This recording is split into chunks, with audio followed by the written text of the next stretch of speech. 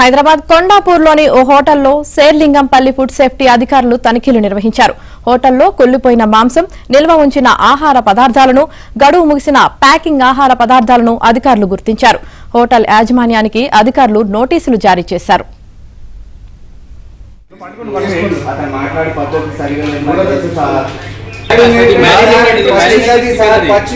Marinated item, look, it's not curry item, marinated item, frozen item.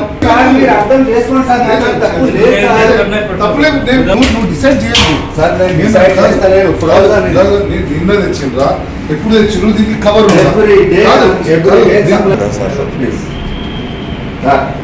నేను apologise చేస్తాను.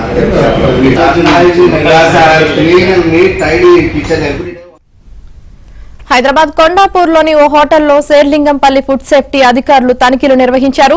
హోటల్లో కుళ్లిపోయిన మాంసం, నిల్వ ఉంచిన ఆహార పదార్థాలను, గడువు ముగిసిన ప్యాకింగ్ ఆహార పదార్థాలను అధికారులు గుర్తించారు. హోటల్ యాజమాన్యానికి అధికారులు నోటీసులు జారీ చేశారు. జనవరి 1 నుంచి మనం ట్రేడ్ లైసెన్స్ రెన్యువల్ భాగంగా ప్రతి హోటల్ రెన్యువల్ అవుతున్నాయా లేదా చెక్ చేసేదానికి రెగ్యులర్ తనిఖీ చేసేటప్పుడు ఇక్కడ డైనింగ్ చేయడానికి హోటల్కి రావడం జరిగింది.